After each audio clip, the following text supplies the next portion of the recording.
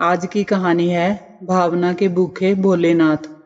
एक गांव के बाहर एक शिव मंदिर था जिसमें एक वृद्ध पुजारी रहते थे। एक दिन एक गरीब माँ अपने नन्हे बालक को मंदिर के द्वार पर छोड़कर चली गई। बहुत खोजने पर भी पुजारी जी को बालक के परिवार का कुछ भी पता ना चला। जब गांव का कोई भी व्यक्ति उस बालक का लालन पालन करने को तैयार ना हुआ तो पुजारी जी ने भगवान शिव की इच्छा समझकर उसे अपने पास रख लिया। पुजारी जी ने उसका नाम माधव रख दिया।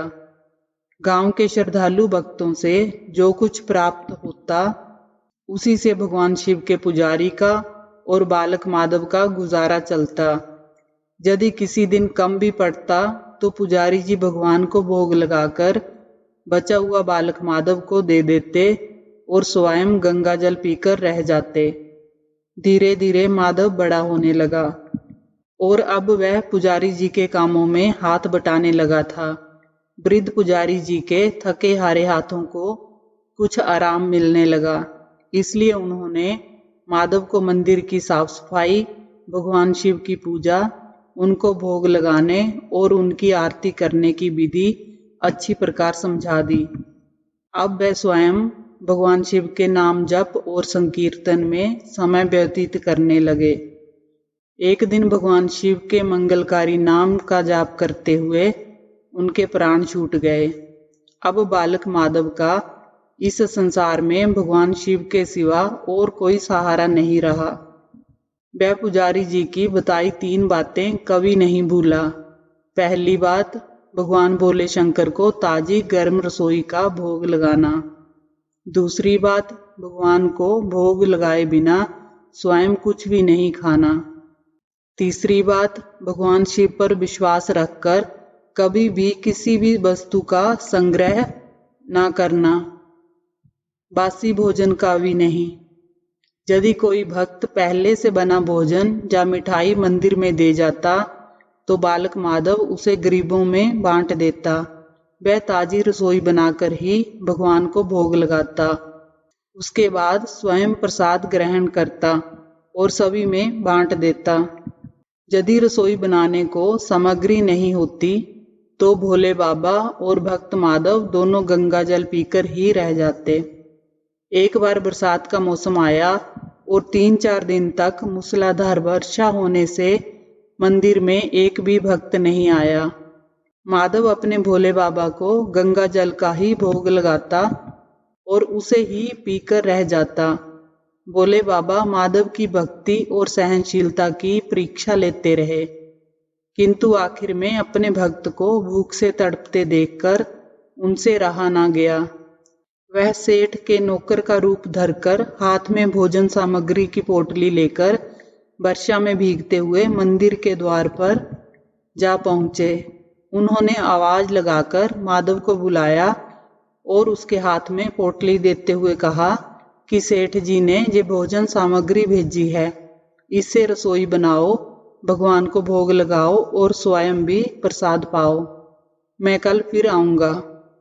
भक्त माधव ने आशीर्वाद देकर उसे विदा किया और सूखी गीली लकड़ियों के धुएं में गर्म रसोई बनाकर भोले बाबा को भोग लगाया। पूरे बरसात के मौसम में भोले बाबा नौकर के रूप में भक्त माधव को भोजन सामग्री देने आते रहे और स्वयं भी गर्मा गर्म रसोई का भोग पाते रहे। एक दिन भक्त माधव ने सोचा कि सेठ जी को भोजन सामग्री भेजते हुए 4 महीने हो चले हैं, किंतु वे स्वयं कभी मंदिर में भोले बाबा का प्रसाद ग्रहण करने नहीं आए।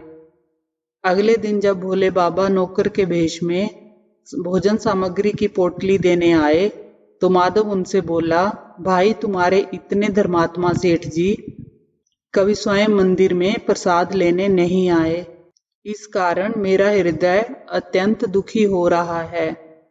अपने सेठ जी से कहना कि कल वे मंदिर में प्रसाद ग्रहण करने के लिए अवश्य पधारें। भक्त की बात सुनकर नौकर बने भोले बाबा चौंक कर घबरा उठे और बोले, पुजारी जी, सेठ जी मेरे द्वारा आपको भोजन सामग्री भेजते हैं, आप इससे भगवान को भी भोग लगा लेते हैं और स्वयं भी प्रसाद पाते हैं। फिर सेठ जी को बीच में बुलाने की क्या जरूरत है?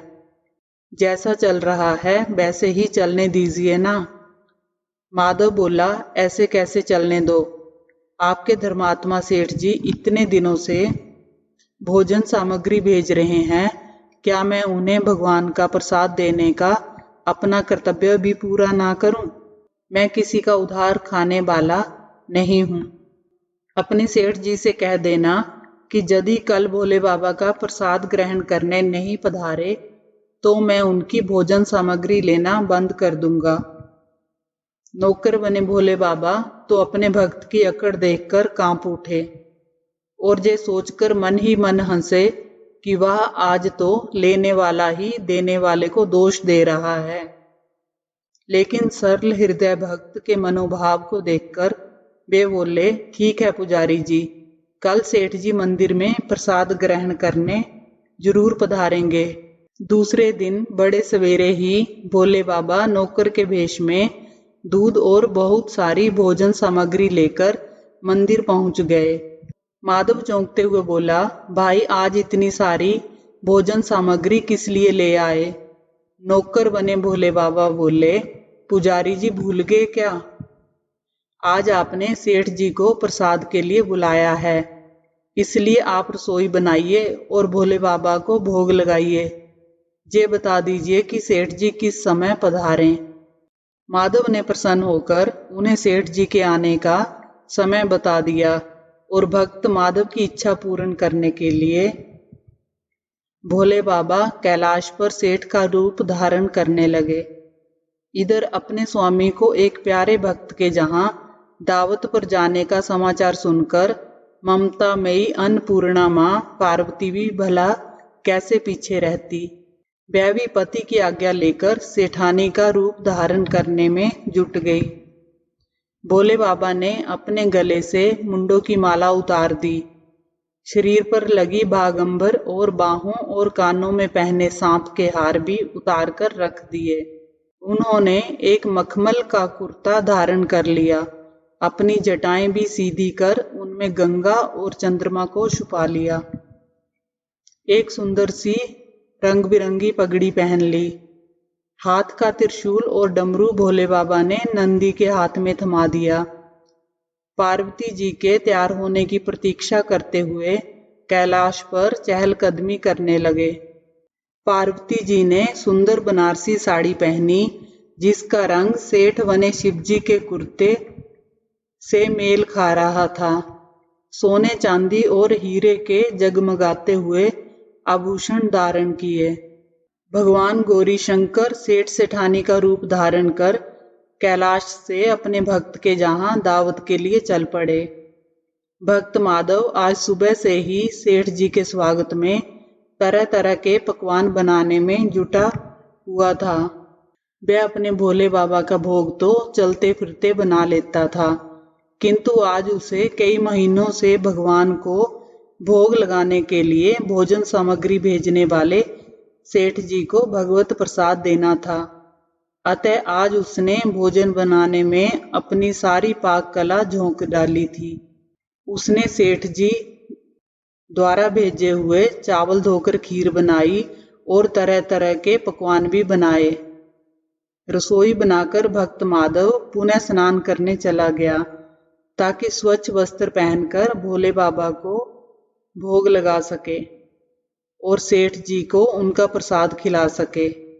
जब भक्त माधव स्नान करके लौटा तो देखा सेठ जी प्रसाद ग्रहण करने के लिए स्वयं तो आए ही हैं, साथ में अपनी सेठानी जी को भी ले आए हैं।